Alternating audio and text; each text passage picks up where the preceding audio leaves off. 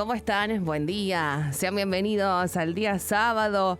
¡Cuánto frío! Sí, señor. No solamente frío, sino que también mucho viento para este día sábado, con un descenso notable en la temperatura. Y ya se empiezan a sentir también esa agüita cayendo de la nariz, seguramente. Gracias. Santiago Gorza acompañándonos aquí en la operación técnica. Mi nombre es Sheila Escobar y te acompaño los días sábados, 2 horitas a las 8 de la mañana y hasta las 10, recorriendo un poco de todo aquí en nuestro programa. Habitualmente se llama Saludablemente este programa y recorremos noticias en torno a la salud, siempre teniendo como eje la salud integral. A esta hora, en este sábado, tenemos una jornada con cielo algo cubierto, con 9 grados. Bueno, nos esperaban 6. Sensación térmica de 5. ¡Apa! Sensación térmica de 5 grados nos marca el Servicio Meteorológico Nacional. Y bueno, y para mañana va a ser peor la cosa. Ya te anticipo, 5 grados la mínima para mañana domingo. ¿Qué tal? ¿Qué me contás? Así nos recibe este otoño. Frío, por lo que vemos, con temperaturas que han descendido bastante, pero bueno, hay que cuidarse y hay que abrigarse mucho, porque la verdad que estos cambios de temperatura, ayer me decían, pero ¿cómo puede ser que pasamos de 30 a 31 grados la semana pasada a 6 grados en el día de hoy? La verdad es tremendo, pero bueno, esa variación, esa amplitud térmica generalmente hace que también nos terminemos engripando un poco. Bueno, contenta de estar con ustedes nuevamente aquí en la radio. Abrimos el contacto para toda la gente que se quiera comunicar con nosotros. Nos podés acompañar. Estamos a través del 3425596596, que es el contacto directo con la radio. Les decimos buenos días a todos los que nos escuchan a través de la radio, en la 87.9, en la 98.5, a través de cadenao.com.ar, a la gente que nos escucha mediante la aplicación. Buen día para todos. Y bueno, arrancamos despacito. Como cada semana nos encontramos para hablar de salud desde una mirada integral, cercana, accesible, abordando distintos temas que atraviesan nuestra vida cotidiana y que muchas veces necesitan más información, más espacio para poder conversar. Hoy tenemos un programa con entrevistas, como siempre, con prevención, salud mental, distintos temas vinculados al bienestar y a la calidad de vida. Así que los invitamos a quedarse del otro lado, a compartir estas 2 horas junto a nosotros, y también les recordamos que nos pueden escribir a través del WhatsApp de la radio y también pueden escribirnos a través de redes sociales. Estamos como Saludablemente SF en Instagram y también nos pueden encontrar en Facebook. Bueno, para comenzar, algunos de los temas que nos ocupan en esta primera media hora, generalmente lo que hacemos es recorrer algunos títulos de lo que va pasando en la semana y que tiene que ver, ¿no?, con la salud. Por un lado, y pasó aquí en esta casa, un contenido que se generó, que es la información del RUAGA. El RUAGA busca ampliar aspirantes con una inscripción digital. El gobierno de la provincia de Santa Fe mantiene abierta la convocatoria para la adopción de 142 niños, niñas y adolescentes. Sí, escuchaste bien, 142 niños, niñas y adolescentes, entre ellos 3 grupos de hermanos en el marco, bueno, en este caso este plan, que esta ampliación que busca generar el RUAGA tiene que ver con facilitar el acceso a familias adoptantes. Esta iniciativa dependiente del RUAGA y del Ministerio de Justicia y Seguridad, que anunció un cambio clave, que es que desde este mes la inscripción va a ser 100% digital y estará habilitada todos los meses. Esta es la nueva información. Según se indicó oficialmente, dentro de la convocatoria hay grupos de hermanos de 5, 6 y 7 años, y es una situación que suele requerir mayor disposición por parte de las familias adoptantes. El objetivo es ampliar el universo de aspirantes, reducir las barreras administrativas que históricamente limitaban el acceso al sistema. Hasta ahora, las inscripciones al registro se abrían solo 4 veces al año. Con el nuevo esquema van a estar disponibles mensualmente entre el 1 y el 10 de cada mes. Vamos a escuchar un poquito la palabra de la directora del Registro Único de Aspirantes a Guarda con Fines Adoptivos, Adriana Bonelli.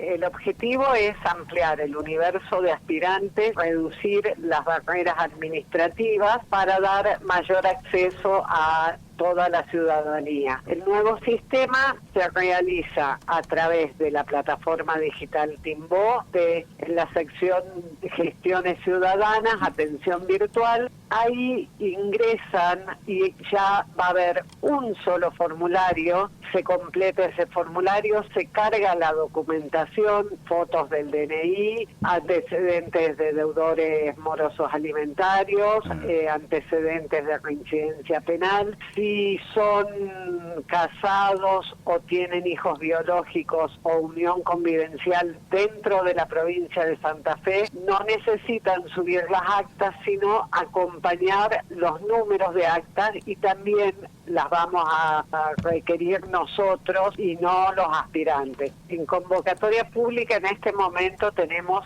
142 niños, niñas y adolescentes con 2 grupos de 3 hermanitos, un grupo de 2 hermanitos y un grupo de 4 hermanitos. La edad promedio de los niños que están en convocatoria pública sacando los grupos de hermanitos son entre 10 y 17 años. La disponibilidad optiva de los aspirantes en un 85% hasta 8 años. Pudimos ver es que en la última registración de febrero de año se está ampliando un poco la disponibilidad optiva, pero llega hasta 12 años. Queda un universo de niños, niñas y adolescentes que tienen derecho a tener una familia, a desarrollar sus derechos integralmente.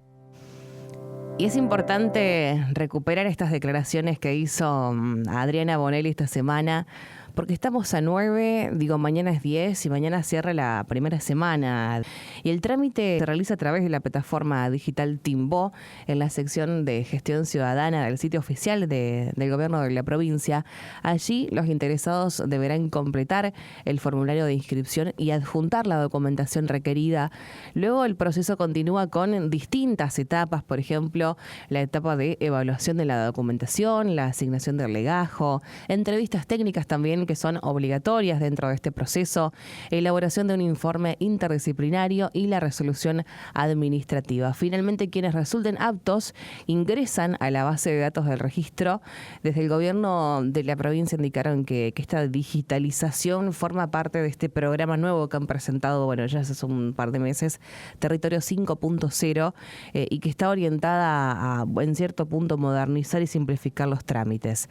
En el caso del sistema de adopción, el foco está puesto en acortar tiempos y facilitar el acceso en un contexto donde muchos niños, niñas y adolescentes esperan una familia. El RUAGA tiene alcance en toda la provincia y busca garantizar criterios uniformes en la evaluación de los aspirantes, tanto en aspectos jurídicos como psicológicos y también socioambientales. Las autoridades remarcan que la adopción no es solo un trámite, sino que es un proceso que requiere evaluación, acompañamiento, compromiso, y con la apertura permanente de inscripciones y la digitalización del sistema se busca dar un paso más hacia un modelo mucho más accesible. Y hablar de adopción también es hablar de derechos, de acceso a una familia y de la posibilidad de crecer en entornos cuidados, con contención, con acompañamiento. Y detrás de cada trámite, de cada convocatoria, hay niños, hay niñas, hay adolescentes, hay 142 en la provincia esperando una oportunidad de construir un proyecto de vida acompañado justamente de una familia. Por eso me pareció importante poder rescatarlo y a recordar cada principio de mes que está esta posibilidad a partir de ahora, gracias a la digitalización y que, esto en cierto punto permite celeridad en los trámites.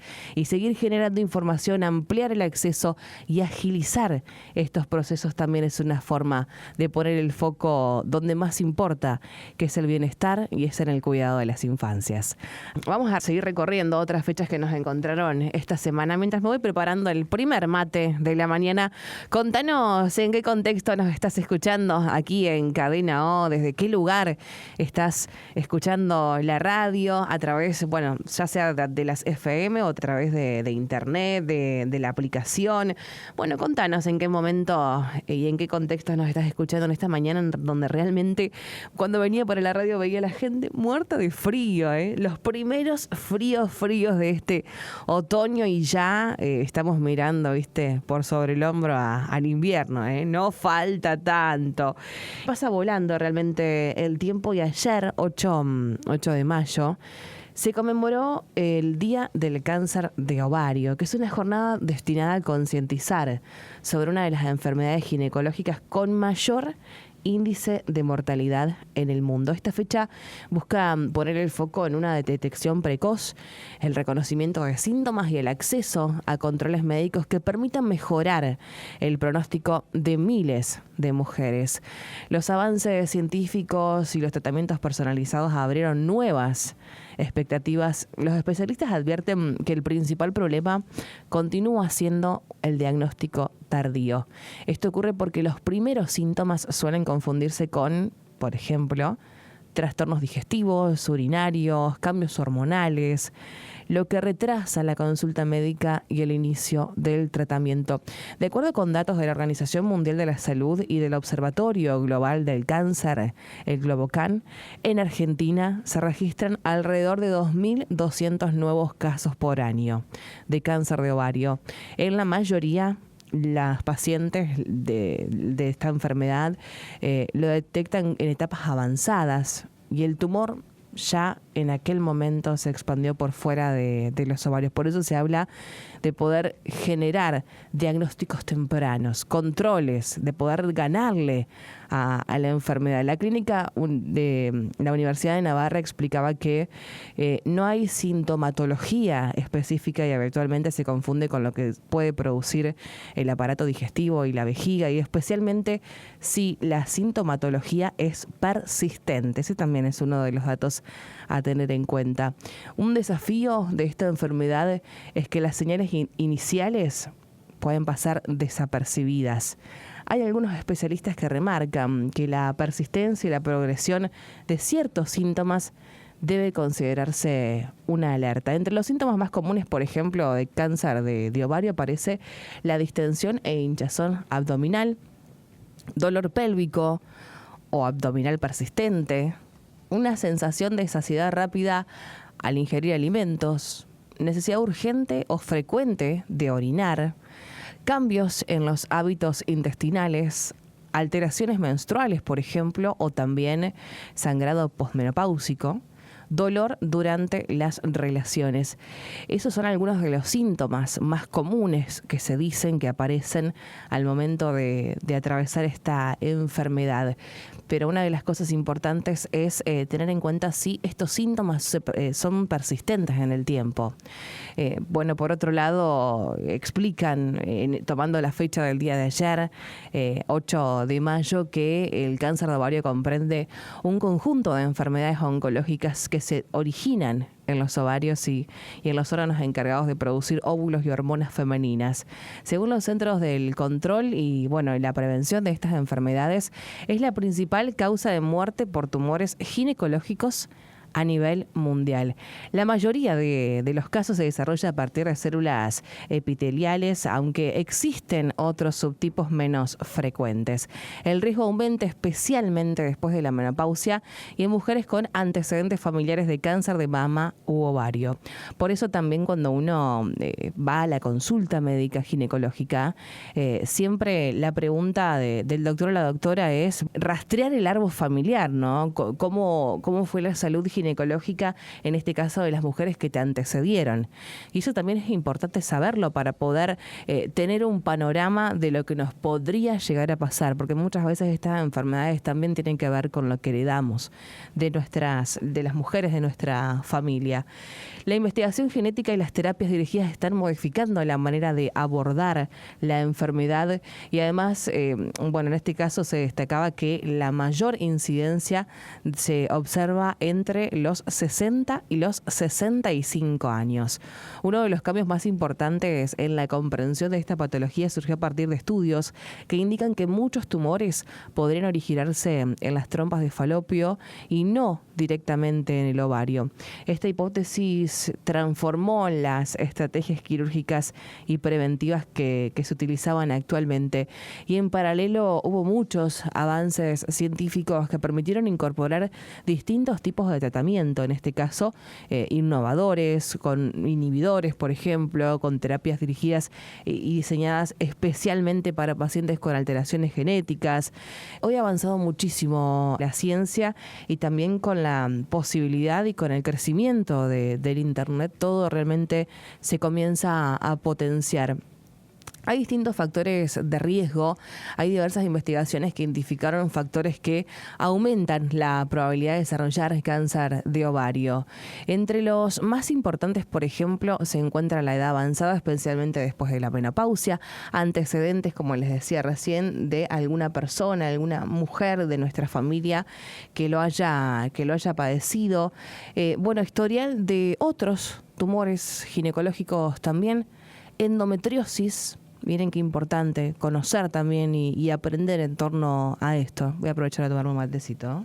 Obesidad también es otro de los factores de riesgo, síndrome de ovario poliquístico y no haber tenido embarazos. Son los factores que pueden aumentar la probabilidad de desarrollar cáncer de ovario. El diagnóstico, ¿cómo se llega al diagnóstico? Es la pregunta, ¿no? El diagnóstico combina diferentes estudios clínicos y de imágenes también. Y actualmente no existe una forma totalmente efectiva de prevenir esta enfermedad. Sin embargo, especialistas coinciden en que ciertos hábitos saludables y el seguimiento médico pueden ayudar a reducir riesgos. Y acá lo importante es el control. Es una vez al año. No nos cuesta nada. Podemos prevenir tantas cosas si nos tomamos ese ratito una vez al año, y capaz que me decís, bueno, pero no tengo obra social. Bueno, no importa, podés ir a un efector público a generar un control. Hoy hay opciones para poder hacer, y capaz que me decís, bueno, pero está colapsado el sistema público. Sí, también es una realidad que no podemos obviar, y menos cuando hablamos de salud. Pero bueno, buscar un turno, así sea no en un gran efector, sino por ahí en alguna salita de nuestro barrio, en algún efector público más chiquito, que tengamos acceso. Lo importante es poder generar un seguimiento para no llegar tarde.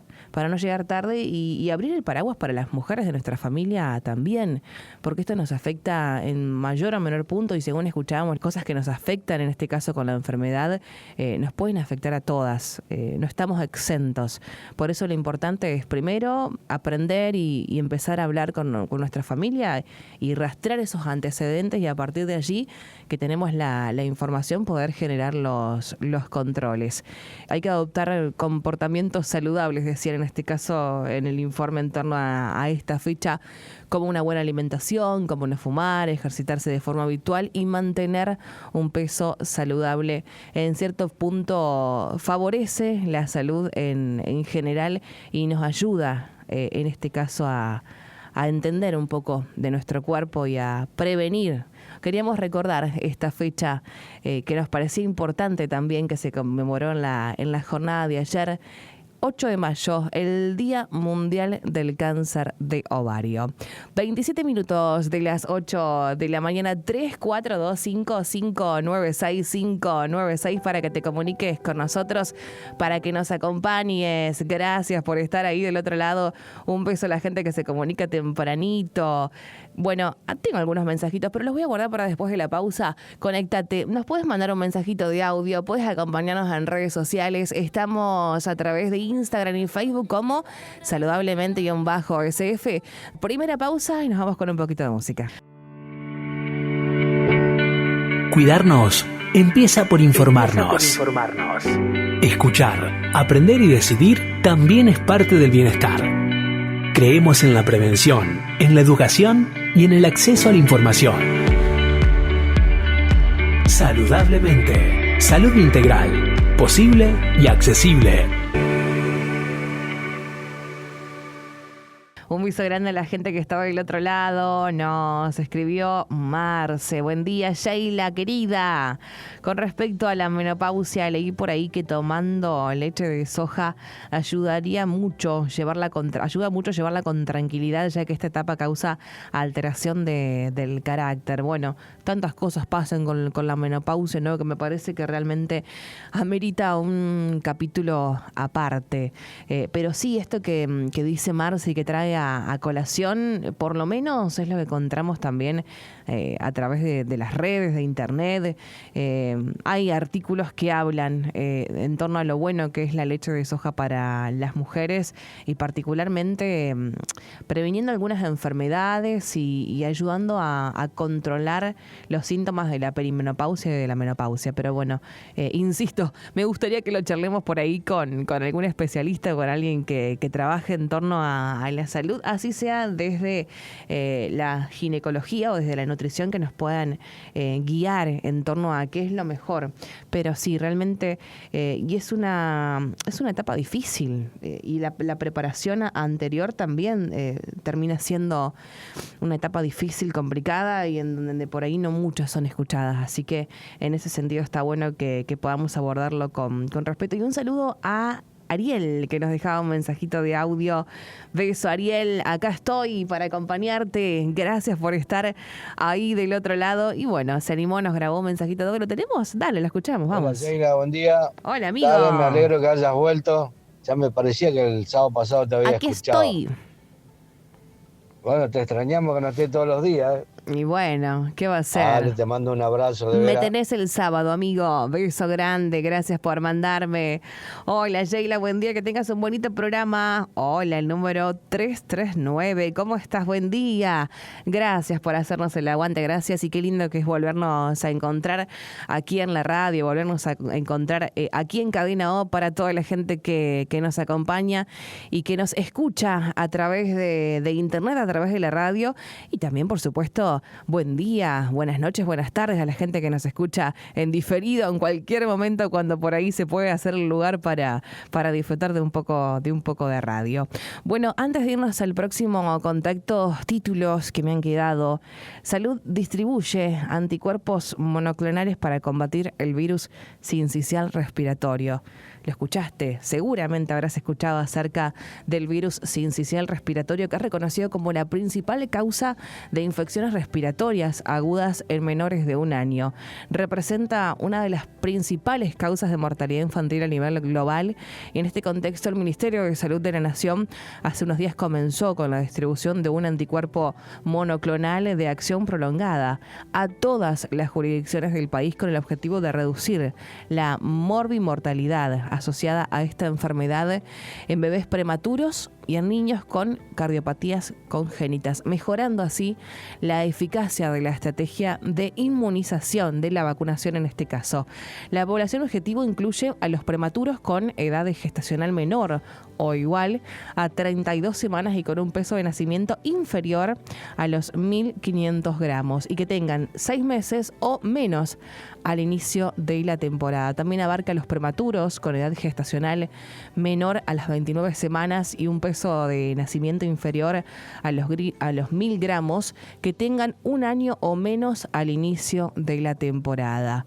Bueno, esto, el primer lote aparentemente llegó a fines de abril y se espera que en junio avance también la llegada de las distintas jurisdicciones de este anticuerpo monoclonal para combatir el virus sincicial respiratorio. La incorporación de este anticuerpo complementa la estrategia de vacunación contra el virus sincicial respiratorio en embarazadas, que se incluirá en el calendario nacional de vacunación. Bueno, acá en Santa Fe el dispositivo itinerante continúa todas las semanas, está orientado principalmente a los adultos mayores y a personas con factores de riesgo, quienes pueden acceder de manera gratuita a las vacunas contra la gripe y también contra la neumonía. Estas enfermedades suelen intensificarse durante los meses fríos y también con la llegada de los primeros fríos me pareció importante poder compartirles la información.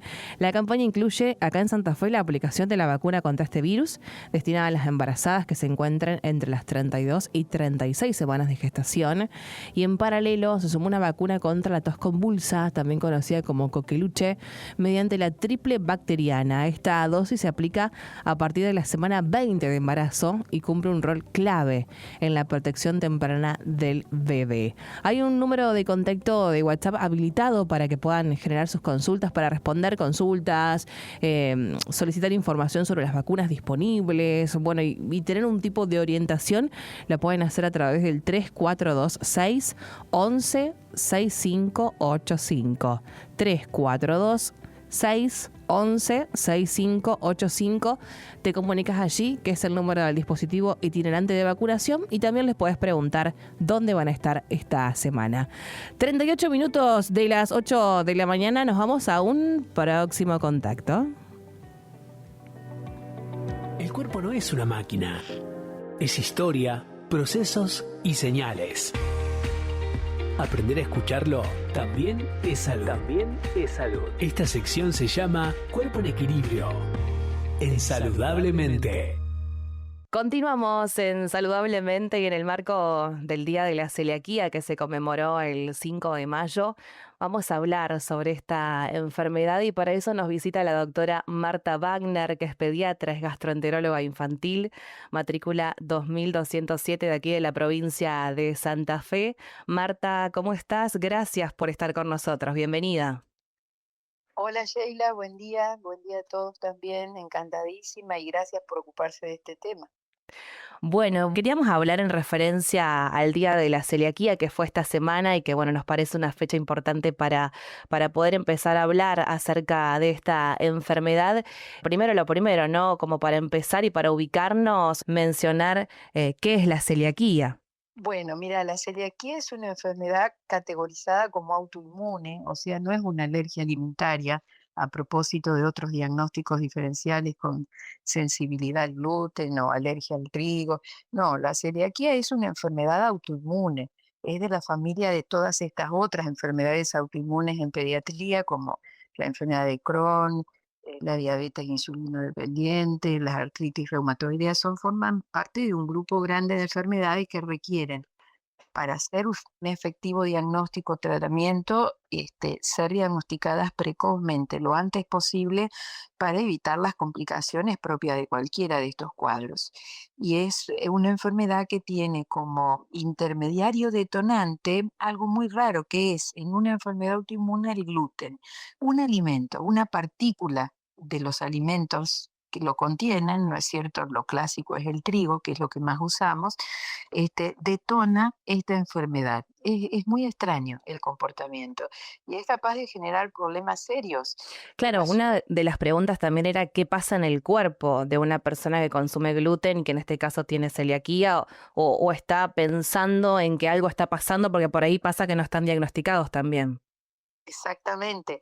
Esto genera en el organismo un choque a nivel del intestino delgado, específicamente en las vellosidades intestinales, que es donde se cumplen los procesos absortivos, ¿viste? Esos pelitos que tiene el intestino para absorber los nutrientes. Se produce allí una reacción inmunológica que genera desaparición de esos pelitos y obviamente al no estar, no se cumple su función, que es la de absorción y todo lo que eso conlleva. Absorción de nutrientes, macronutrientes, como son los hidratos de carbono, los azúcares, en fin, las proteínas, y también de los micronutrientes, o sea, como son las vitaminas, el zinc, los oligoelementos. Entonces, a largo plazo, esto produce un deterioro muy grande en cuanto a la nutrición y el impacto en un montón de órganos en la economía, ¿no? En cada individuo. Y algo muy importante a propósito de esto es que no es como las otras enfermedades. Con la dieta se curan, o sea, entiéndase por curarse, seguir toda la vida con la dieta, pero además se restablece totalmente la normalidad en el organismo. En pediatría, por lo menos, eso es muy así. En adultos uno podría abrir digamos, una apreciación diferente, pero en pediatría sacás el gluten de la dieta Sí. Y el chico va a estar totalmente y absolutamente sano. No hay otra enfermedad como esta, que siendo además autoinmune le sacás un alimento y el chico está fantástico, sano. Entonces, ¿cómo no diagnosticar a tiempo? Ese es el punto, ¿no? Claro, esta semana también circuló un flyer de la Sociedad Argentina de Pediatría Filial Santa Fe, en donde ellos hablaban de que la celiaquía en pediatría sigue siendo subdiagnosticada. ¿Qué significa esto, doctora? Exacto. El tema es la sociedad siempre se ha ocupado muchísimo de este aspecto y en este sentido lo que nos interesa siempre es que el paciente llegue lo más tempranamente posible al diagnóstico para poder tener una respuesta rápidamente favorable.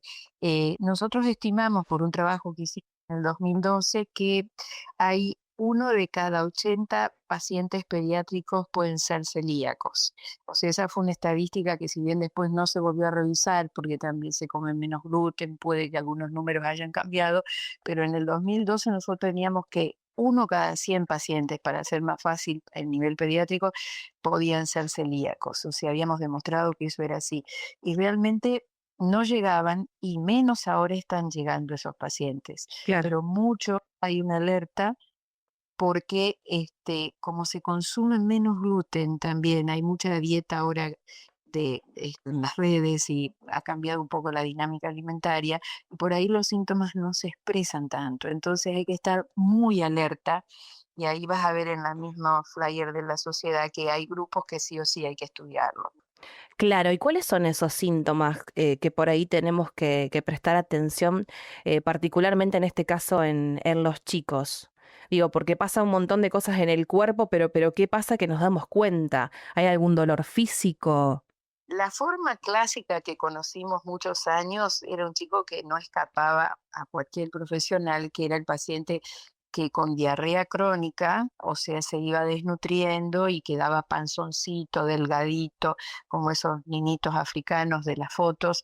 O sea, esto ya no lo vemos más porque realmente hay un apresuramiento en el buen sentido del diagnóstico y antes de llegar a ese estado los pacientes ya se están diagnosticando. Entonces, los síntomas que hoy sí tenemos que prestar más atención, más allá de la diarrea crónica o la panza hinchada, son los chicos que sin tener a veces esta sintomatología tienen dolor abdominal frecuente, o sea, no de 2, 3 días o 10 días de evolución, sino el dolor que sigue y se instala, ¿no es cierto?, como de todos los días durante más de 2 o 3 meses. Los chicos que tienen anemia, que no mejoran con el tratamiento eh, de hierro, ¿no es cierto? Porque como hay una mala absorción, por más que le des hierro, no la va a absorber. Entonces, Claro. es los que no responden. Los pacientes que no crecen acorde a la expectativa de la familia, de papás altos, ambos papás altos, tener, mamá y papá altos, tenés un niñito que crece en un carril distinto y que empieza, ¿no es cierto?, a llamar la atención por esa razón, o sea, porque pueden ser bajos porque los padres son bajos. Los chicos constipados que han cambiado su ritmo evacuatorio, pero sobre todo los constipados que además empiezan a estar panzoncitos y uno los ve algo adelgazados. Bueno, todas esas son sintomatologías, más allá de la diarrea crónica que mencioné de inicio, que Ujú. debe hacer alertar de la posibilidad de una celiaquía. Igualmente nos había mencionado que hay grupos en donde sí esto es obligatorio, el estudio de la celiaquía.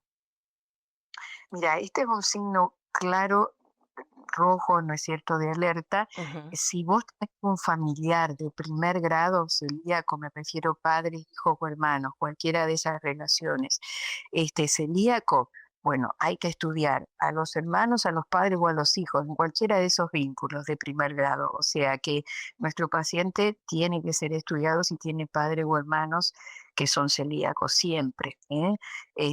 ¿Por qué? Porque los familiares de celíacos está demostrado porque tienen un marcador genético que los torna vulnerables a desarrollar la enfermedad y hay que, la chance, por lo tanto, de padecerla aumenta muchísimo respecto de la población general, ¿no es cierto?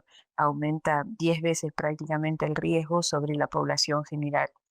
Los pacientes también diabéticos de primer grado, que son enfermedades autoinmunes, como mencionaba al principio, hay un porcentaje no despreciable de ellos que pueden tener entre un 8 y un 10% de diabéticos tipo 1 pueden ser celíacos porque son enfermedades autoinmunes asociadas. Claro. Pasa lo mismo tiroiditis de Hashimoto, que es una enfermedad autoinmune, los pacientes con déficit IgA también, y el síndrome de Down, que tiene alguna explicación genética compleja por la cual también es entre un 10 a un 15% de los chicos con síndrome de Down pueden llegar a tener enfermedad celíaca.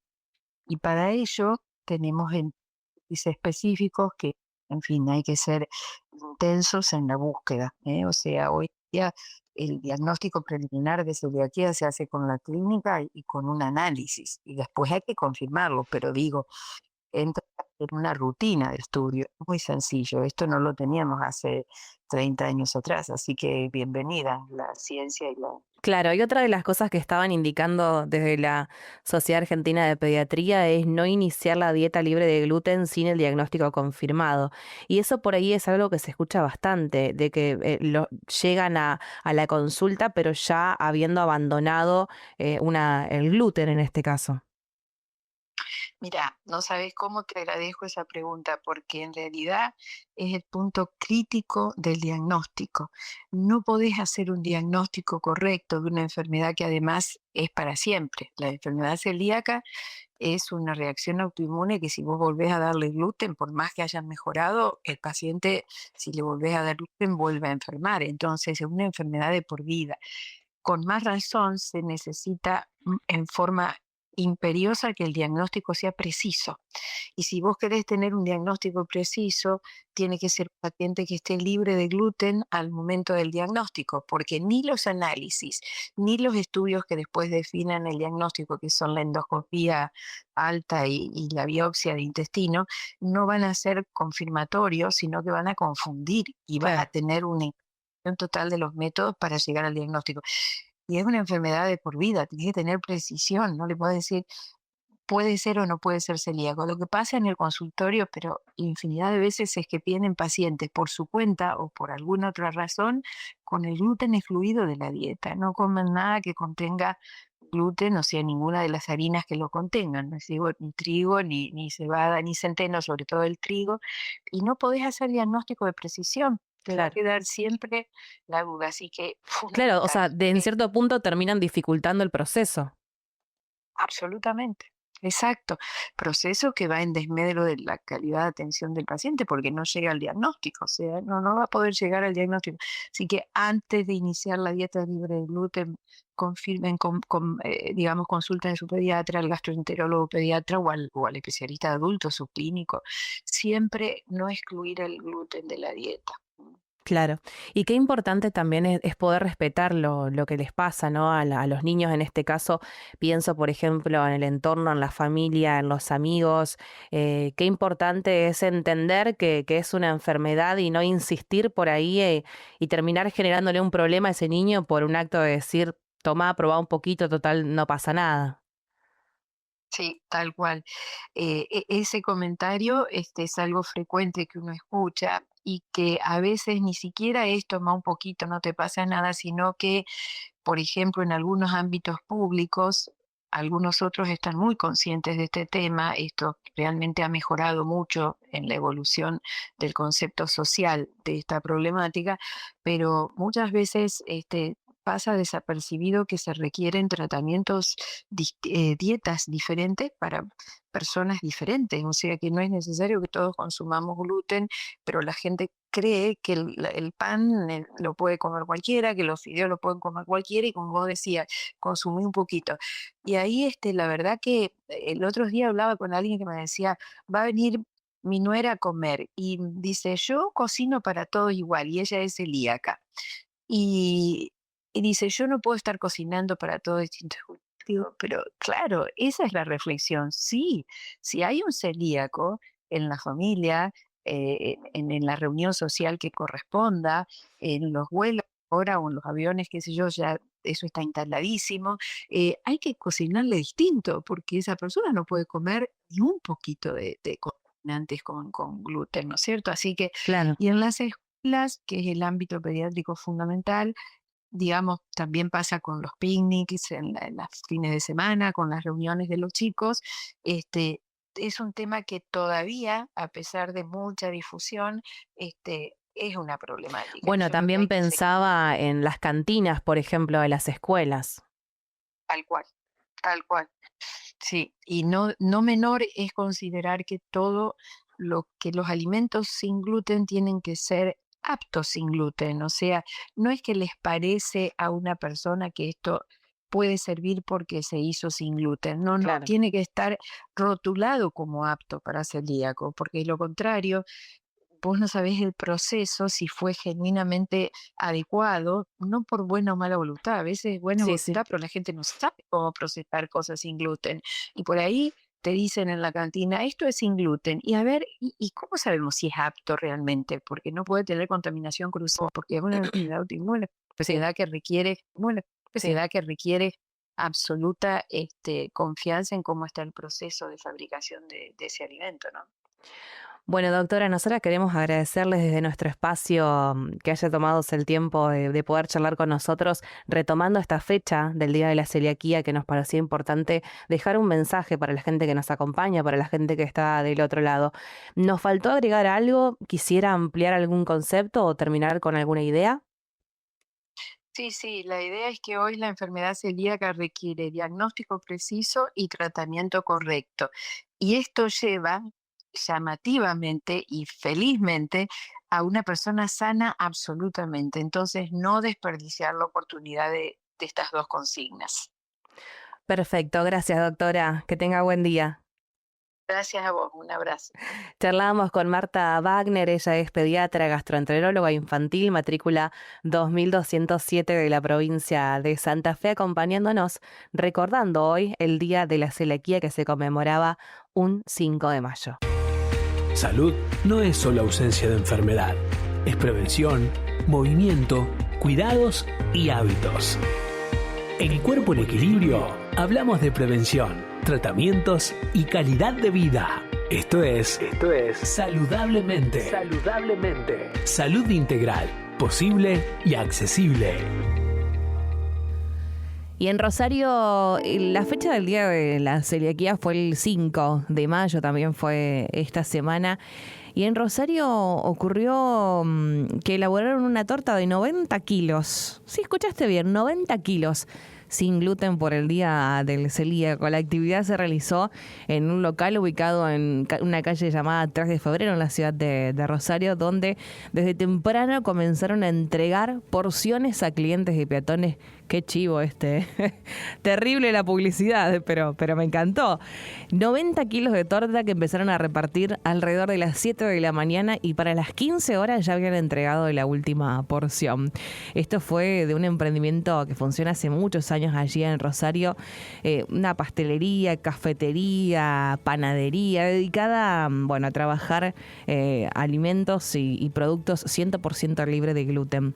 Y la verdad que los clientes contentos, se imaginan, ¿no? Pasar por un lugar, por un local, a retirar en tu día, porque es el día del celíaco, una porción de torta y de forma gratuita, la verdad que siempre viene bien.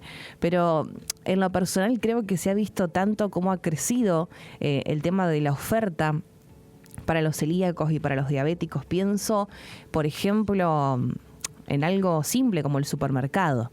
En el supermercado hoy, gracias a Dios, ¿no? Porque habla de posibilidades también, tenés una góndola dedicada, generalmente en los supermercados hay alguna góndola dedicada pura y exclusivamente para los diabéticos y los celíacos. Y esto antes no pasaba, antes podías llegar a tener 2, 3, 4 productos dentro del montón, pero no tenías una góndola netamente para aquellos que tienen estas afecciones. Y me parece excelente que puedan tener la posibilidad de elegir, miren la pavada, ¿no? De elegir qué quieren consumir, porque realmente si no tienen que remitirse a locales que trabajen solamente productos celíacos o diabéticos, así que realmente eso es para celebrar cómo nos fuimos en cierto punto adaptando a que hay otras formas de vivir y que hay gente que realmente no es opción. Cuando escuchábamos a la doctora nos explicaba y nos enseñaba, ¿no? Esto no es opción, esto si tenemos un diagnóstico de celiaquía cambia la forma forma en la que tenemos que empezar a alimentarnos y a relacionarnos con la comida, y no solo nosotros, sino que también hasta nuestro entorno. Los registros oficiales del Ministerio de Salud en Argentina indican que la celiaquía afecta a 1 de cada 167 adultos y a 1 de cada 79 niños. El abordaje clínico es invariable. Quienes reciben este diagnóstico tienen que sostener una dieta estricta libre de gluten durante toda su vida. Es una indicación médica y es complejo en el punto de lo que hablábamos con la doctora, ¿no? Por ejemplo, tengo una amiga que tiene celiaquía, seguramente ustedes también tendrán algún conocido, familiar o ustedes mismos, y realmente cuando uno se reúne con personas con celiaquía, el menú ya es diferente. El punto de encuentro que viene a ser la alimentación, generalmente, por ejemplo, para una peña, es diferente, ¿no? La comida se adapta a la persona que tiene celiaquía para que obviamente pueda comer y no pasarla mal, porque ese es el punto. Si una persona rompe en cierta forma la regla, después la pasa mal, después están los síntomas de esa ingesta y realmente ¿vale la pena? Es la pregunta. ¿Romper esta dieta por tan solo un momento? ¿No es mejor que el resto se acople a lo que esa persona puede comer? ¿Cómo acompañas vos a una persona con celiaquía en reuniones sociales o comidas, por ejemplo? ¿Te adaptás? Como contaba la doctora, el caso de esta mujer que venía a la nuera a comer y, bueno, comida celíaca para todos. Digo, ¿cómo te organizás vos en tu vida? ¿Crees que existe suficiente información, por ejemplo, sobre la celiaquía? ¿Alguna vez dejaste el gluten sin consultar a un profesional? Hoy diría que hasta está como un poco de moda comer por fuera de la ingesta de gluten. ¿Vos tenés celiaquía? ¿Te diagnosticaron o todavía no fuiste a hacer una consulta y dejaste de comer gluten? Bueno, estas cosas, como escuchábamos, no son recomendables y este espacio sirve para eso, para poder generar conciencia en torno a una enfermedad. Muchas veces naturalizamos decisiones alimentarias que no suman realmente a generar un diagnóstico y a mejorar la calidad de vida, porque tener un diagnóstico en este caso es poder mejorar nuestra calidad de vida. Y bien saludablemente informarse es una forma de acompañar y de poder cuidar la salud del otro. Otra de las fechas que no queríamos dejar pasar, el Día Mundial de la Celiaquía, que se conmemoró el 5 de mayo. Pausa, quédate conectado, enseguida volvemos. Esto es Saludablemente, un espacio basado en el respeto, la responsabilidad y el compromiso con la comunidad. Porque la salud es un derecho y el bienestar una construcción cotidiana. Saludablemente. Saludablemente. Salud integral, posible y accesible. Qué lindo es cuando la gente se comunica y también nos cuenta sus opiniones y sus historias. Bueno, Marce nos dice, leí que el aumento de los celíacos en el mundo es debido a la alteración del trigo por los pesticidas que alteraron su formación interna, porque el trigo de antes, a los años 60, era más saludable que los trigos fumigados y alterados y repercute directamente en el consumidor. Obviamente se descubrió científicamente, lo dice la gente que sabe, no lo digo yo, dice Marce. Gracias por tu aporte, Marce. Otro mensajito por acá de Sandy. Hola amiga, ¿cómo estás? Hola, buen día. Tengo 3 sobrinos del corazón que son hermanos, que cuando nos reunimos ellos comen aparte. Claro, es que son celíacos. Traen sus utensilios por la contaminación, que también es muy importante según el grado de celiaquía. Es más, hasta el perro que tienen era celíaco. Una grosa, mi amiga Yamila dice. Hasta el perro che somatizó la celiaquía, pero es un tema, realmente. Es un tema y bueno, gracias por acompañarnos. Hola, buen día, Sheila, que tengas un excelente programa y un hermoso día. Bendiciones. Hola, Oscar. Bueno, beso grande y gracias por estar ahí. Gracias por acompañarnos. Pueden seguir escribiéndonos. Los escuchamos a través del 3425-596-596, que es el contacto con la radio. Bueno, y en este momento, a esta hora, vamos a presentar a Gonzalo Juez, que es licenciado en Psicología, matrícula 2324, con quien vamos a charlar un poco acerca de adicciones y del suicidio. Él es especialista en adicciones y trabaja en el abordaje integral de la problemática del suicidio. Gonzalo, ¿cómo estás? Bienvenido a Saludablemente, un placer. Hola Sheila, ¿qué tal? Buenos días. Muchas gracias por Buenos invitarme. días, buenos días. Bueno, nos pareció importante poder hablar un poco acerca de esto porque vemos en la actualidad muchas situaciones vinculadas a los consumos problemáticos, a la salud mental. Bueno, aquí en nuestra provincia venimos de sucesos y hechos que la verdad son escalofriantes y no sabemos si tienen mucho que ver con el tema de los consumos y problemáticos, pero seguramente hay mucho de ello también hoy en la actualidad en la escuela, en eso pensábamos. Pero bueno, para comenzar, Gonzalo, para ubicarnos un poco, ¿qué entendemos por un consumo problemático hoy? Bueno, primero lo que mencionaste es totalmente cierto y vale destacar que el consumo problemático viene siendo algo que nuestro país está experimentando de manera progresiva como algo cada vez más presente en la situación de nuestros ciudadanos y se va agravando con el tiempo. Lamentablemente las estadísticas nos están mostrando eso. En cuanto a consumo problemático, este es un término medianamente nuevo porque antes se hablaba de adicciones y de uso, abuso y dependencia de sustancias y luego fuimos entendiendo que el consumo problemático es un concepto que responde a un tipo de consumo que está interviniendo en la capacidad de una persona de poder desarrollar su vida de una manera saludable, es decir, que ese consumo está llevando a cabo, está alterando su funcionalidad tal vez laboral, académica, familiar o vincular, y desde ahí aparece lo problemático, ya que pueden llegar a existir consumos que no representen este tipo de situación. Claro, vos en este caso te especializás en sustancias, ¿no? Trabajás con ese tipo de adicciones. Principalmente por una cuestión de demanda, pero en Sí, realidad trabajo con todo lo que sean comportamientos dependientes, digamos, como especialidad. claro. Vale mencionar que nuestro país está mostrando cifras cada vez más alarmantes, por ejemplo, de ludopatía, lo cual viene siendo una demanda en aumento en adolescentes y adultos jóvenes en tratamiento. Claro, porque pensaba en este concepto de consumo problemático ayer y decía, bueno, drogas, pantallas, alcohol, Mm. tabaquismo, juego. Hoy hay mucho más de lo que circula que antes quizás no existía. Sin duda, hoy la accesibilidad es mucho mayor y se han proliferado los objetos de potencial consumo, por decirlo de alguna forma.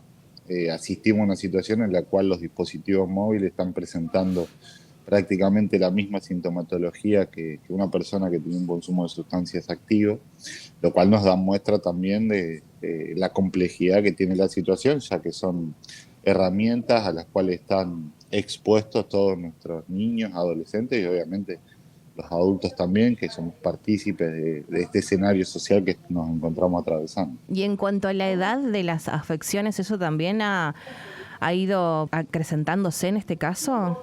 ¿Hay Sí, chicos cada vez más chicos con consumos exacto. problemáticos? Exacto, se ha en realidad reducido la edad. Mm, Hace unos 10 años atrás se calculaba, los estudios mostraban que el inicio o los primeros contactos con las sustancias, sobre todo las ilegales, ujú. comenzaba alrededor de los 16, 17 años y hoy ya estamos por debajo de los 12, las últimas estadísticas que se han mostrado, lo cual es realmente preocupante, producto de que a esa edad es un inicio extremadamente temprano y a esa edad, por ejemplo, no se puede hablar de consumo no problemático. Todo consumo de sustancias psicoactivas es problemático, producto de que tenemos un sistema nervioso que se encuentra en pleno desarrollo y de repente se encuentra con obstáculos para poder desarrollarse como lo debería ser. ¿Y cómo llega un niño? Porque ¿qué rol juega el contexto en todo esto? Desde el contexto, entiéndase, por las personas con las que compartimos nuestra vida, contexto económico, social, emocional. ¿A todos nos puede pasar algo así? Sin duda, nadie está exento de poder experimentar este tipo de problemática, pero bueno, vos lo mencionabas, el contexto tiene un valor fundamental en la probabilidad de que esto suceda y sobre todo nuestros niños, que a los 12 años lo son, necesitan de un acompañamiento muy cercano por parte de su institución primaria, que es la familia. Luego se encuentran con otras instituciones que los van acompañando en su recorrido, como la escuela y los clubes, que tienen un rol fundamental en el tejido de nuestra construcción comunitaria. Entonces, se entiende que las circunstancias socioeconómicas, culturales, los cambios de paradigma que predominan en los modelos de llevar adelante la cultura familiar, digamos, ha llevado a que se presente un vacío cada vez más profundo, una brecha en la vinculación entre nuestros niños y adolescentes y adultos, que genera un vacío y ese vacío termina siendo muchas veces ocupado por diferentes tipos de elementos que no son los más saludables, como puede ser el consumo de sustancias u otros comportamientos que terminan siendo nocivos para el desarrollo de la salud mental por un lado de esa persona, pero de la salud integral en realidad. Claro, y acá hay un problema también mayor, bueno, lo pienso así, digo, cuando la persona no reconoce que tiene un problema, o cuando lo reconoce pero no quiere correrse de ese lugar en donde está. ¿Cómo se trabaja desde ese lugar? Sin duda, describiste las dos primeras etapas de cualquier problema en un ser humano, porque siempre transitamos un momento de falta de conciencia de un problema hasta que, bueno, podemos empezar a visualizarlo como tal.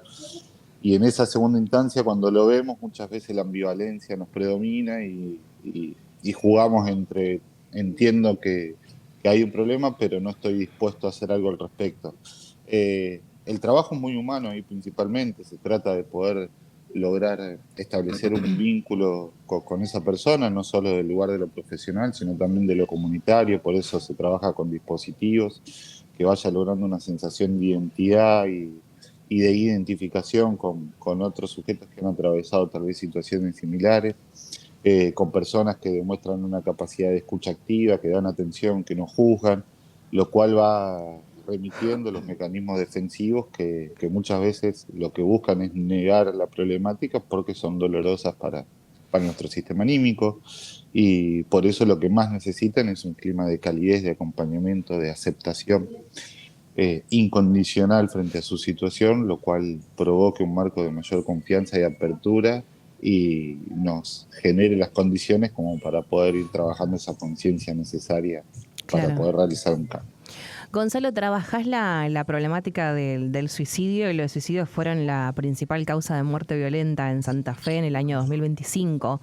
¿Cómo ves, según lo que vos venís trabajando, esta problemática? Bueno, vi en tu perfil también que brindás charlas en escuelas. Contanos un poco desde ese lugar cómo trabajas esta problemática. Estoy principalmente abocado hoy en día de intentar trabajar desde la prevención, entendiendo que no solo que los suicidios lamentablemente han sido la principal causa de muerte violenta, que vienen mostrando un incremento en nuestro país desde el 2024, contrario a lo que está pasando en el resto del mundo, según la Organización Mundial de la Salud, era un comportamiento que venía en detrimento y nosotros nos encontramos con estas estadísticas contrarias. Por ello trato de colaborar desde trabajar con edades tempranas, principalmente en mecanismos de promoción de la salud, no solo física, sino principalmente mental, a través de la concientización de la importancia de esta problemática y también derribando mitos que se construyeron durante muchos años a su alrededor, como por ejemplo el principal, que no hay que hablar de estos temas porque pueden llegar a invocarlos. Hoy estas estadísticas son emergentes, demostrativas de esos patrones culturales que se sostuvieron y que evidentemente no solo no eran ciertos, sino que potenciaron el no ocuparse de un tema que era tan importante para nuestro tejido social y comunitario. Cuando hablamos de suicidio, está relacionado con el tema de las adicciones, porque una cosa puede lamentablemente llevar a la otra, ¿no? Por el tema de la salud mental, bueno, por todo lo que uno pierde también en el camino. Y pensaba, ¿cómo acompañamos a alguien que está atravesando por ahí un momento crítico como este? ¿Algún niño de la familia, algún adolescente? ¿Cómo acompañamos?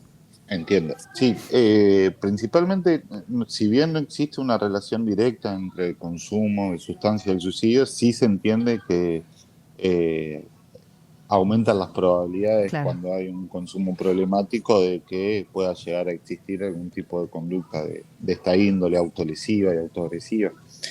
Pero no es una condición. Eso es uno de los mitos que muchas veces se presentaba que tenía que ver con esto, aunque el suicidio era en respuesta a una patología en salud mental y solamente esas personas lo llevaban a cabo, y bueno, ya está más que demostrado que no.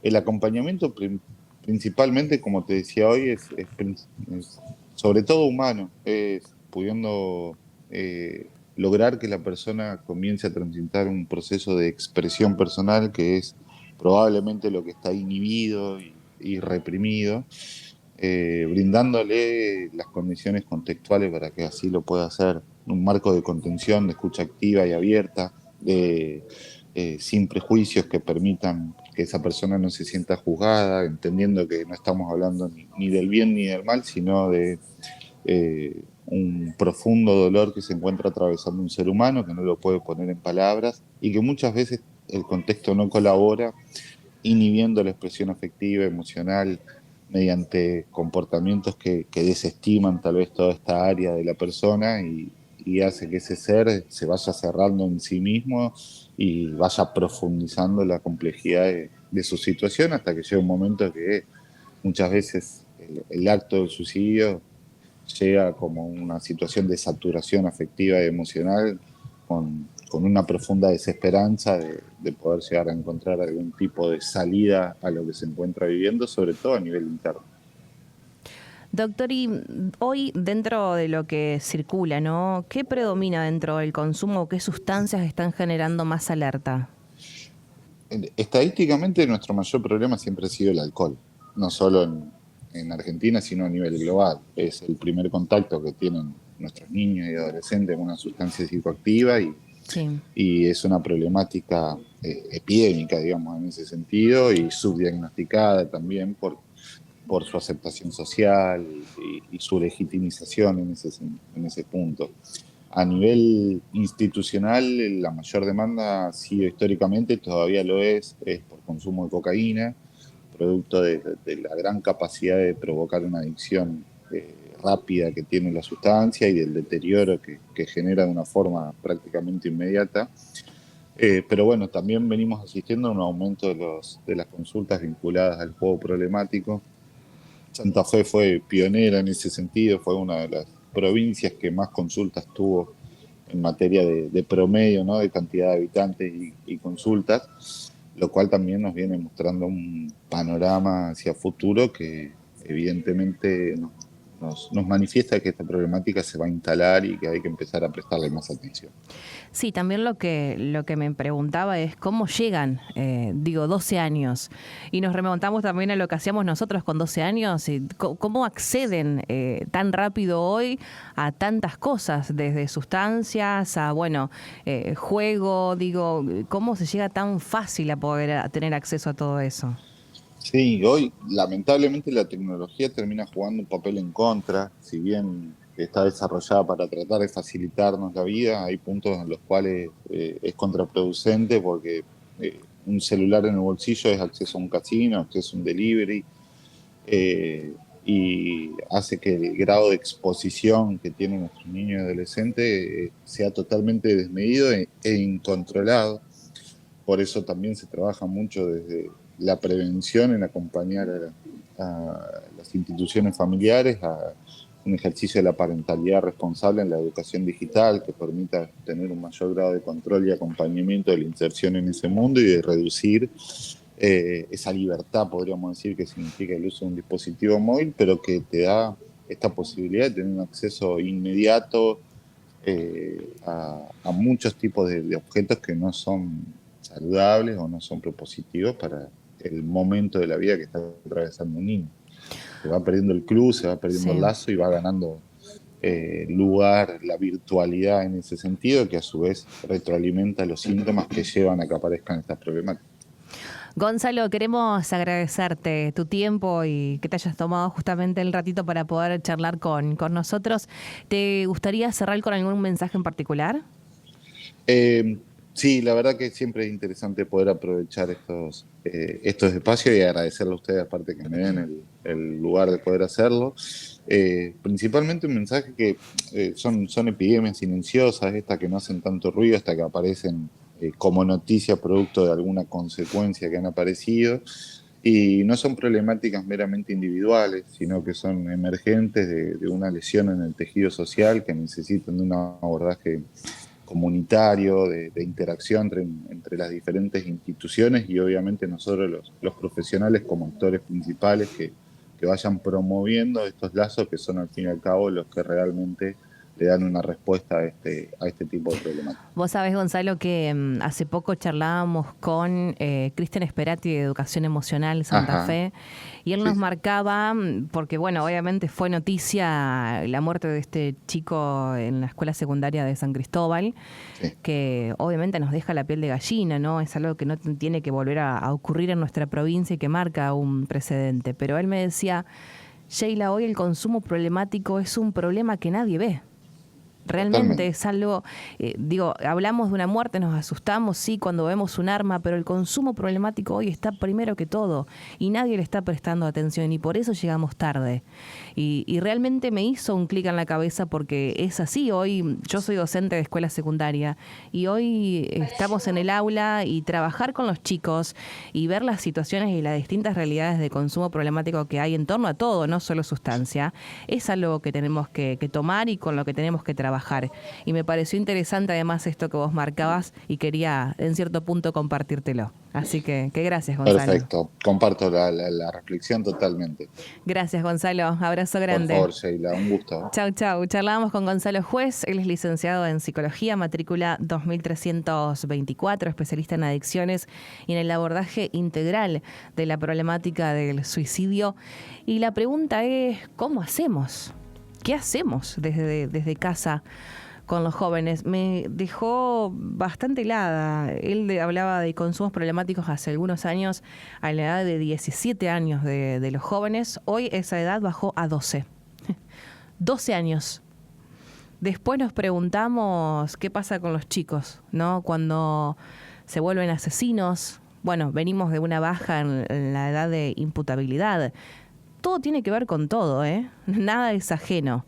Y acá está también nuestra responsabilidad como adultos de poder meternos en esta relación que los jóvenes tienen con la virtualidad, controlarlos, acompañarlos, más allá de que estén grandes. Lo importante es saber en qué andan nuestros chicos, en qué andan nuestros integrantes de la familia, nuestros sobrinos, primos, bueno, charlar, escuchar, sin juzgar, como venimos escuchando y aprendiendo. El acompañamiento es sin juzgar para poder generar una relación de confianza. Y en ese entorno, bueno, los distintos especialistas que trabajan con esta materia nos vienen recomendando lo mismo. La escucha, el acompañamiento y el estar. Y no perder esa relación que tenemos con los jóvenes, no perder la palabra, no perder algún momento de calidad que podamos generar con nuestra familia. Y en esa línea, uno de los títulos de esta semana también es que están advirtiendo por las consecuencias en la salud tras la decisión del Gobierno Nacional de habilitar los vapeadores y regular su venta. Fue una decisión de habilitar y reglamentar la venta de los vapeadores. ¿Vieron los cigarrillos electrónicos? Porque por ahí no sé, no conocen mucho la palabra. Son los cigarrillos electrónicos, los famosos vapers, de los que hemos hablado también en algún momento. Bueno, ya hay neumonólogos, alergiólogos, en este caso, hablando acerca de esta medida que, bueno, pueden entenderse como una forma de ordenar un mercado, indicaban que ya funcionaba en la ilegalidad, pero hace mal y están advirtiendo sobre el impacto real del vapeo y están generando alerta en este caso. Comparaban esta situación actual con los inicios del consumo del cigarrillo cuando aún no estaban comprobadas las consecuencias. Estamos en una etapa inicial, indicó un neumonólogo de aquí. Sabemos que produce daño, pero no conocemos todavía la dimensión real. Eso es lo que vamos a ver en el tiempo cuando aparezcan las enfermedades. Uno de los puntos más preocupantes es el avance del vapeo entre los jóvenes. Según indicaba un especialista, los dispositivos con sabores y aromas funcionan como un enganche que facilita el inicio del consumo. Vos hoy te encontrás con un vapor que se vende a través de internet que tiene sabor a sandía, melón, a chocolate. Por eso habla de estos dispositivos con sabores y aromas que funcionan como enganche. Y allí, ¿saben lo que veo mucho? Veo mucho que todo se torna como un juego. Es un juego comenzar en una adicción, es un juego empezar a vapear y a través de ese juego pasa también que los chicos se enganchan y generan adicciones de las cuales no pueden salir. 27 minutos de las 9 de la mañana. Vamos a seguir este tema de los cigarrillos electrónicos. Me parece interesante que podamos charlar algún sábado de estos con algún neumonólogo que nos explique por ahí por qué no hay que alentar ni apoyar este tipo de medidas. Pero bueno, son las noticias que pasan y son las noticias que han ocurrido en este caso durante esta semana. Vamos a la pausa con un poquito de música. Te invito 3425596596 para que te comuniques con nosotros. Esto es Saludablemente, un espacio basado en el respeto, la responsabilidad y el compromiso con la comunidad. Porque la salud es un derecho y el bienestar una construcción cotidiana. Saludablemente. Saludablemente. Salud integral, posible y accesible. Continuamos en Saludablemente, 3425596596 para que te comuniques con nosotros, para que nos acompañes en esta última media hora. Queremos escucharte y gracias a la gente que se estuvo comunicando desde tempranito, aportando lo suyo desde cada tema que vamos trabajando aquí en el aire de la radio. Cuando hablamos de enfermedades complejas o diagnósticos oncológicos, muchas veces el foco suele quedar puesto únicamente en lo físico, pero detrás de cada tratamiento hay emociones, hay miedos, hay angustia, hay familias enteras que están atravesadas por una situación que cambia la vida cotidiana. Vamos a hablar sobre salud mental en contextos de enfermedad y el impacto que tiene no solo en quienes atraviesan un diagnóstico, sino también en sus familias. Para profundizar acerca de todo esto, estamos en comunicación con Lucila Boncompagni, que es licenciada en Psicología, matrícula 1240, especializada en acompañamiento emocional y en procesos de duelo. Lucila, ¿cómo estás? Un placer recibirte aquí en Cadena O para toda la provincia. Hola, buen día, muy amable. Muchas gracias por recibirme y bueno, está bueno compartir sobre salud mental siempre. Gracias, Lucila, gracias por acompañarnos. Bueno, la primera pregunta es, ¿qué pasa a nivel emocional cuando aparece un diagnóstico médico? Bien, ante todo es importante saber cuando establecemos relación con la familia, es poder entender, conocer a la familia parte de la enfermedad. Eso es un paso importante porque saber que hay un contexto previo al diagnóstico, de sus deseos, sus intereses, los hábitos, las cosas que pasaban previas. Porque también eso es importante para la familia tomar y para nosotros para acompañar también. Hay todo un proceso desde el diagnóstico, pero hay algo previo que tiene que ver con las características de las cosas, los síntomas y signos que aparecieron previo a la comunicación del diagnóstico, porque a veces aparece de forma rápida, a veces pasa un tiempito, entonces todo eso es importante para tener en cuenta. Por supuesto que hay mucho de literatura en relación con etapas que aparecen en la familia, pero por lo general muchas coinciden en que hay una etapa de shock en el momento de la comunicación del diagnóstico, por lo cual es importante siempre que esté acompañado todo un equipo médico para sostener a esa familia en la comunicación del mismo. Claro, pensaba que por ahí, un diagnóstico oncológico puede llegar a aparecer de manera inesperada o a veces hasta se viene trabajando o sabiendo que algo está pasando hasta que aparece ese diagnóstico finalmente. Exacto, por ejemplo, en el caso del cáncer pediátrico, en el cual yo me dedico especialmente, a veces lleva un tiempo, lo importante es que se haga en el tiempo más breve posible, por supuesto. Por eso se trata de concientizar sobre los signos que tienen para que los pediatras puedan detectarlo y llevarlo hacia centros de mayor complejidad. Pero afinar el diagnóstico es importante porque ahí se arma todo un protocolo que es único para cada diagnóstico, y a partir de ahí comienza todo un proceso que por lo general es bastante largo porque lleva tiempo, son tratamientos bastante prolongados, y que justamente es importante sostener a la familia y desde el primer momento y hacerla sentir que no está sola en ese proceso. Claro. Cáncer pediátrico, hablamos de niños en este caso, y pensaba cómo sostienen estos padres emocionalmente a ese niño cuando hay un montón de emociones también que los están atravesando. Y digo, ¿cómo lo sostienen porque, bueno, también ese niño está atravesando un montón de cosas y no me quiero imaginar lo que por ahí sería ver a tus padres desbordados, que eso debe doler un montón, Sí, asustar pero también. exactamente, pero también estamos hablando de las emociones que Claro, también los niños observan, que también por ahí contrasta esto de siempre siempre tener la presión que a veces tienen los papás sí, o las mamás, en que sentimos, vamos, más juzgados o mirados socialmente sobre lo que es tener que estar siempre fuerte. sí, Y totalmente. mostrar las emociones, los niños también aprenden de que somos humanos. Por supuesto no vamos a hacer un desborde, pero también es importante saber que hablar de que a veces puedo estar triste o enojado o preocupado es parte del proceso también. Y a veces hasta habilitante, sobre todo para los adolescentes, que puedan ver que las personas son seres humanos, que también le atraviesan las emociones. Claro, no Eh, esconder, Lucila, en este caso lo que nos pasa. Digo como padres, por ejemplo. Sí, pero a veces poder nombrar lo que nos pasa, porque a veces nos sucede, digamos, Ujú, sí, que se nos cae una lágrima y somos humanos. El tema de a ver, en el proceso del tratamiento lo importante también tiene que ver con la empatía y poder validar lo que sentimos. Y eso se da en lo diario, y como seres humanos también nos sucede.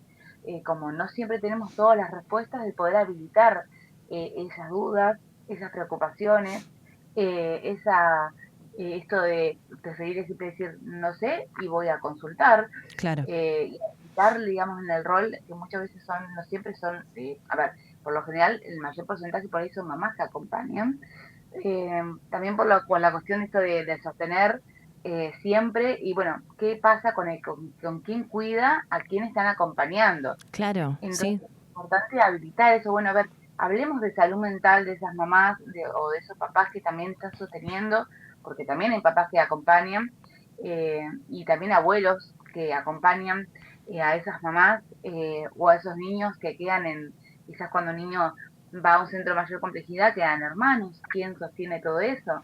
Entonces, bueno, la salud mental es súper importante, pero habilitar con empatía que podemos estar atravesando situaciones que nunca vivimos antes, que estamos pasando por shock, por un enojo que a veces es como un lente catalizador que agranda todos los procesos, no es un enojo común. Estamos frente a una situación distinta que de alguna manera pone en riesgo la vida a veces. Entonces, por supuesto, no podemos reaccionar como cualquier otra situación. Y también acompañar y entender eso y en los procesos del tratamiento también tiene que ver con ayudar a esa familia a poder trabajar esa autoexigencia y ver la importancia de todo lo que es la red de apoyo para sostenerlos también. También trabajamos se trabaja esto está bien pedir ayuda.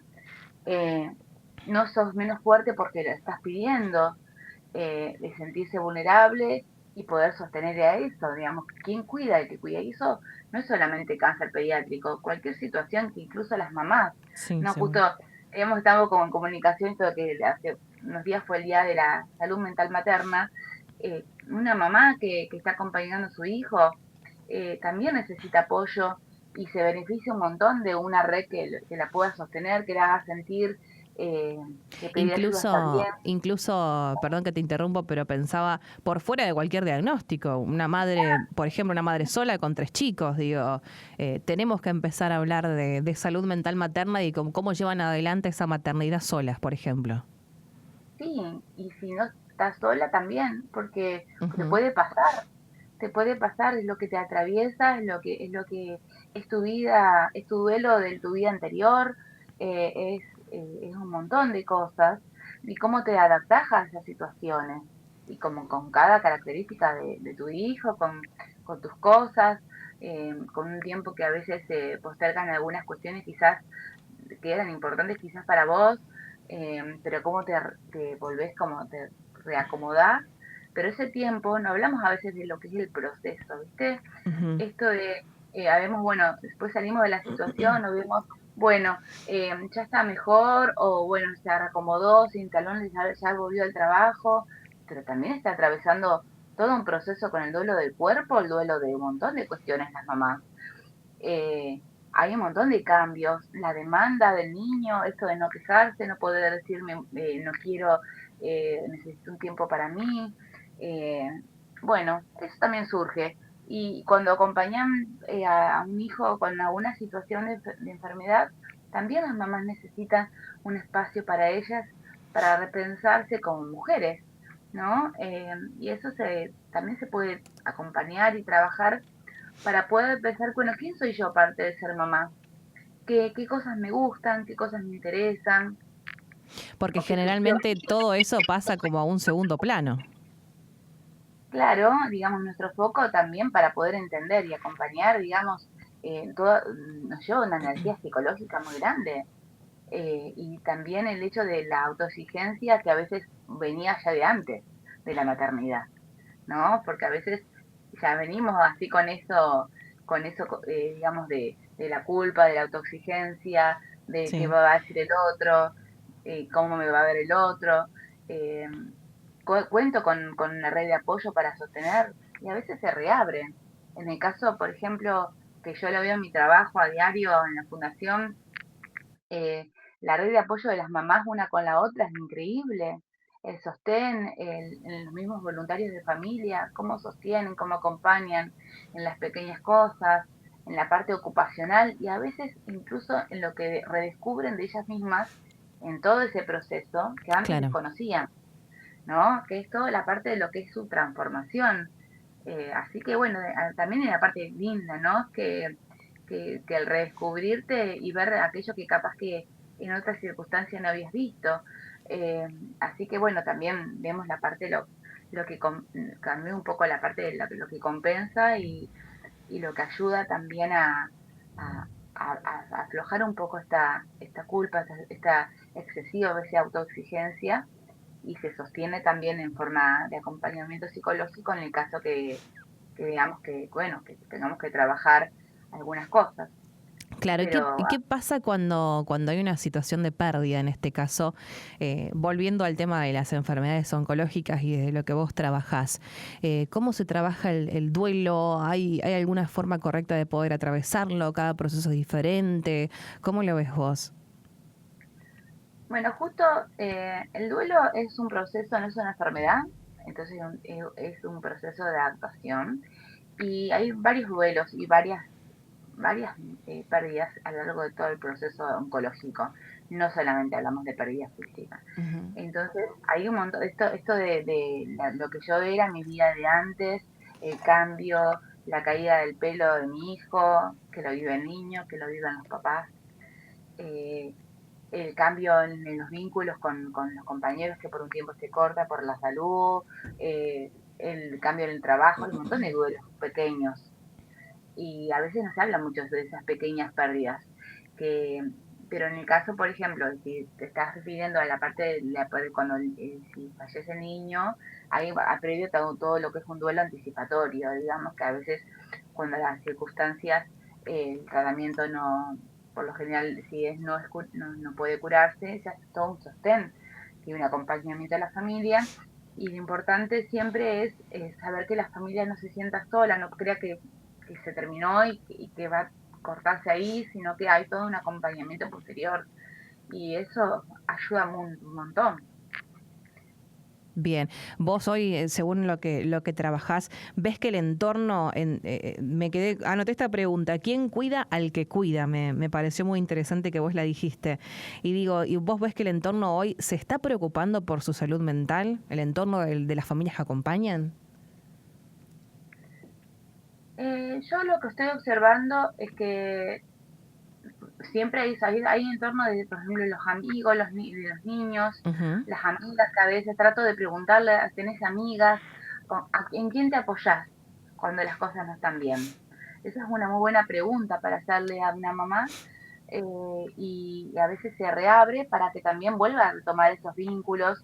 Y también yo creo que también se arman estos grupos de apoyo, no solo terapéuticos, sino Sí. también el grupo de apoyo con las mismas madres que se sostienen, que escuchan, que a veces saben un montón de lo que le pasa a la otra mamá. Claro, se forma como una red de contención en este caso. Exacto, exacto. Y bueno, con respecto al tema del duelo que recién me dijiste, esto es la forma de resolverlo, no hay una forma única de resolverlo. Ujú. El tema es hablar de de lo que duele y habilitar al otro a que pueda validarlo y a que pueda hablarlo y transitarlo. No hablar de lo que pasa no ayuda, eso sí, eh, porque las mamás necesitan recordar lo que vivieron. Y hablar de su hijo siempre va a ser mucho más que un diagnóstico. Nadie ni es un libro ni es un diagnóstico. Estamos Seguro. más allá de todo eso, ¿no? Con su Ujú. nombre, con su historia, con todo lo que nos dejó, con el legado que nos dejó. Ujú. Y a veces siempre pienso, no solo de los papás, también de los profesionales de salud, que también vivimos duelos, porque acompañar a las familias también ayuda, y también es importante hablar de que los profesionales de salud tenemos que cuidar nuestra salud mental para acompañar a las familias. Y también vamos a terapia. Totalmente. Entonces, Sí, y por eso es supuesto. cuidarlos a ellos, no es sentirnos poco fuertes, sino todo el contrario, es poder fortalecer nuestra red de apoyo, fortalecer Ujú. nuestro cuerpo de forma integral, nuestra mente, prepararla y saber también darse cuenta. Las mamás se dan cuenta cuando uno tuvo un mal día. Y eso se da cuenta una madre. ¿Viste? Como no solo se da cuenta a veces cómo está el hijo, si tiene fiebre, también a veces te miran y te dicen, ¿cómo estás? Y te miran y yo digo, ya se dieron cuenta. Eh, está bueno también porque uno se siente humano, aunque no hable del tema, aunque no lo saque, ya es como me estás mirando. Y eso, sentirse mirado y Sí. validado, es muy importante. Y eso es algo también que es reconfortante. Bueno, Porque incluso hoy veníamos hablando del tema de la virtualidad, del uso de pantallas, cómo por ahí se perdió la palabra, el che, ¿cómo estás? Mantener una conversación genuina, mirarnos a los ojos. Digo, parecen pavadas, pero realmente son cosas que hemos perdido bastante. Y está bueno que volvamos a retomarlas y hacernos las el cosas lugar. sencillas, exacto, las cosas sencillas. Claro. Eh, por ahí está, ¿cómo sabes el tono del que te está diciendo un mensajito de WhatsApp si no lo escuchaste?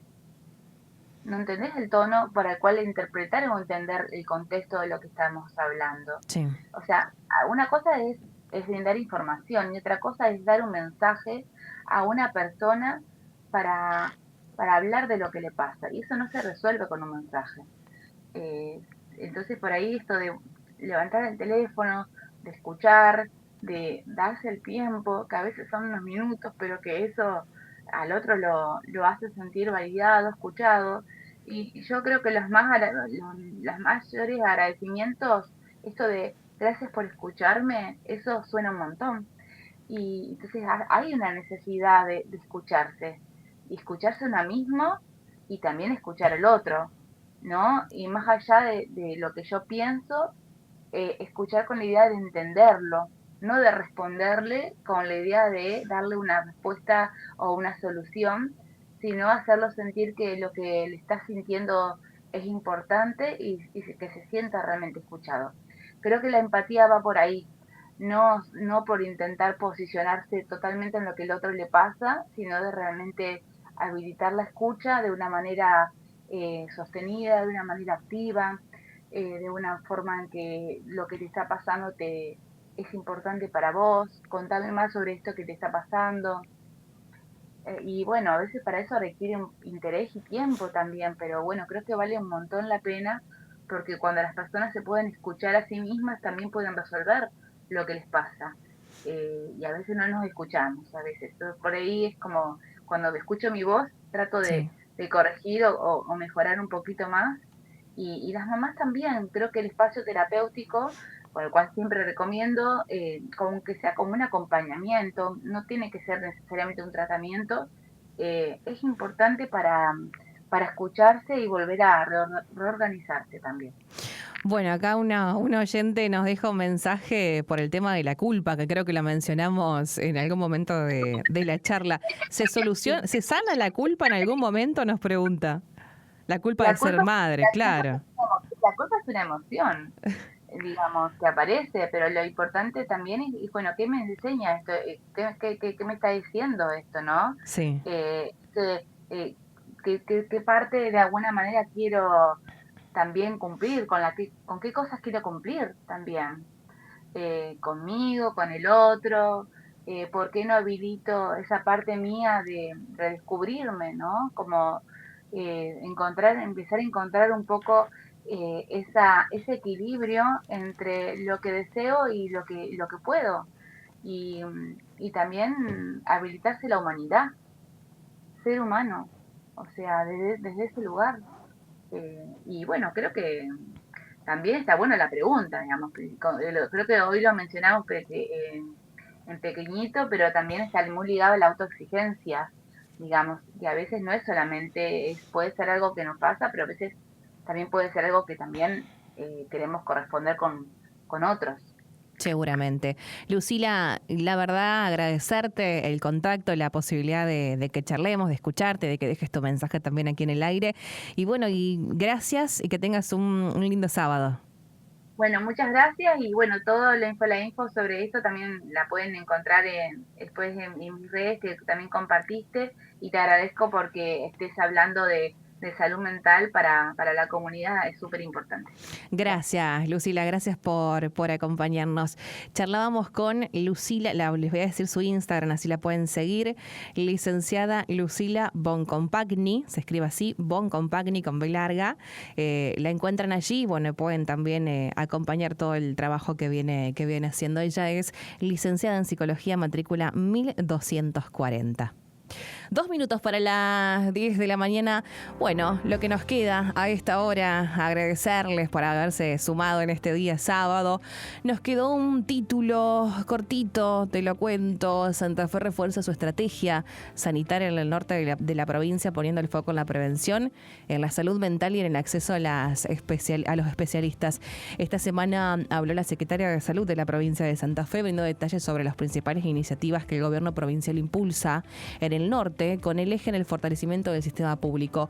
Uno de los pilares es la estrategia sanitaria, es reforzar el primer nivel de atención en los centros de salud barriales. Esto es lo que dijo Andreu Boldi. También se busca descomprimir hospitales, reservándolos para situaciones de mayor complejidad y urgencias, optimizando los recursos del sistema. También hizo referencia al incremento de los padecimientos de salud mental, que es una problemática que atraviesa tanto a la provincia como al país, y remarcó que están desarrollando estrategias desde el sistema público para dar respuesta a esta creciente demanda. Frente a la escasez de profesionales en determinadas especialidades, como por ejemplo oftalmología, la provincia está implementando algunos dispositivos de atención específicos que se dan en distintas localidades de la provincia de Santa Fe a través del programa Agenda Salud, que es una modalidad que están realizando donde hacen controles integrales a personas entre los 20 y los 70 años. En relación a la demanda de la comunidad educativa de la Escuela Superior de Enfermería de Reconquista,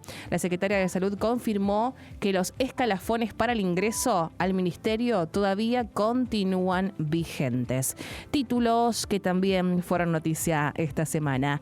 De mi parte, agradecerles. Sheila Escobar, aquí acompañándote, Santiago Gorza en la operación técnica. Que tengas un hermoso sábado y será hasta el próximo encuentro.